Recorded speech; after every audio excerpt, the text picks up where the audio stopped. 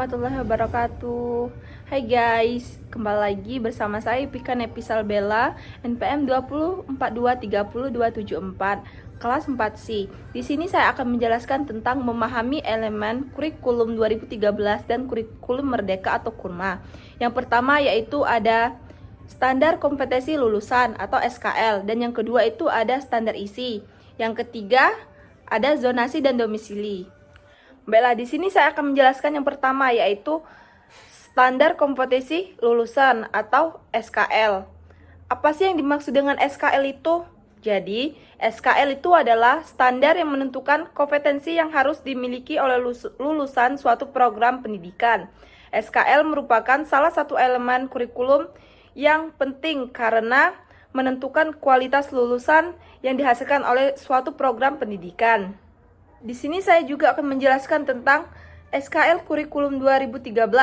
SKL Kurikulum 2013 terdiri dari beberapa komponen. Yang pertama yaitu ada kompetensi inti. Kompetensi inti adalah kompetensi yang harus dimiliki oleh lulusan suatu program pendidikan yang mencakup kemampuan berpikir, berkomunikasi, dan bersosialisasi. Dan yang kedua itu ada kompetensi dasar.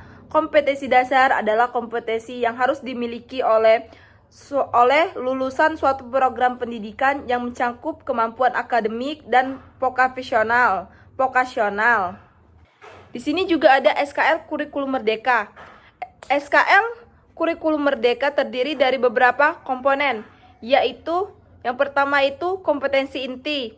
Kompetensi inti adalah kompetensi yang harus dimiliki oleh suatu lulusan suatu program pendidikan yang mencakup kemampuan berpikir, berkomunikasi, dan bersosialisasi. Dan yang kedua, kompetensi dasar. Kompetensi dasar adalah kompetensi yang harus dimiliki oleh suatu lulusan suatu program pendidikan yang mencakup kemampuan akademik dan vokasional. Selanjutnya yang kedua, apa sih yang dimaksud dengan standar isi? Jadi, standar isi adalah standar yang menentukan materi yang harus diajarkan dalam suatu program pendidikan. Standar isi merupakan salah satu elemen kurikulum yang penting karena menentukan kualitas dan relevansi materi yang akan diajarkan kepada peserta didik. Di sini saya akan menjelaskan standar isi kurikulum 2013. Standar isi kurikulum 2013 terdiri dari beberapa komponen. Yang pertama itu kompetensi dasar. Kompetensi dasar adalah kompetensi yang harus dimiliki oleh siswa dalam suatu mata pelajaran. Yang kedua, materi pokok. Materi pokok adalah materi yang harus diajarkan dalam suatu mata pelajaran. Dan yang ketiga itu ada pengalaman belajar. Pengalaman belajar adalah kegiatan belajar yang harus dilakukan oleh siswa untuk mencapai kompetensi dasar.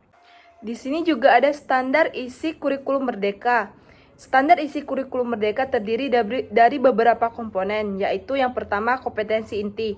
Kompetensi inti adalah kompetensi yang harus dimiliki oleh siswa dalam suatu mata pelajaran. Yang kedua, kompetensi dasar. Kompetensi dasar adalah kompetensi yang harus dimiliki oleh siswa dalam suatu mata pelajaran. Dan yang ketiga, materi pokok. Materi pokok adalah materi yang harus diajarkan dalam suatu pelajaran. Yang keempat itu ada profil belajar Pancasila. Profil belajar Pancasila adalah standar yang menentukan bahwa kompetensi yang harus dimiliki siswa itu dalam menghadapi tantangan abad ke-21. Selanjutnya itu yang ketiga, zonasi dan domisili. Apa sih yang dimaksud dengan zonasi dan domisili itu? Jadi, zonasi dan domisili itu adalah sistem yang digunakan untuk mengatur penerimaan siswa baru di sekolah. Selanjutnya itu ada zonasi dan domisili kurikulum 2013. Zonasi dan domisili kurikulum 2013 adalah sistem yang digunakan untuk mengatur penerimaan siswa baru di sekolah berdasarkan zona geografisnya. Sistem ini bertujuan untuk yang pertama meningkatkan akses pendidikan. Zonasi dapat meningkatkan akses pendidikan bagi semua siswa, terutama bagi siswa yang berdomisili di daerah terpencil. Dan yang kedua itu mengurangi diskriminasi atau zonasi dapat mengurangi diskriminasi dalam penerimaan siswa baru. Selanjutnya itu ada zonasi dan domisili kurikulum merdeka. Zonasi dan domisili kurikulum merdeka adalah sistem yang digunakan untuk mengatur penerimaan siswa baru di sekolah berdasarkan geografis dan domisilinya. Sistem ini bertujuan untuk yang pertama itu seperti meningkatkan akses pendidikan. Zonasi dapat meningkatkan akses pendidikan bagi semua siswa, terutama bagi siswa yang berdomisili di daerah terpencil. Yang kedua itu mengurangi diskriminasi. Zonasi dapat mengurangi diskriminasi dalam penerimaan siswa baru di sekolah.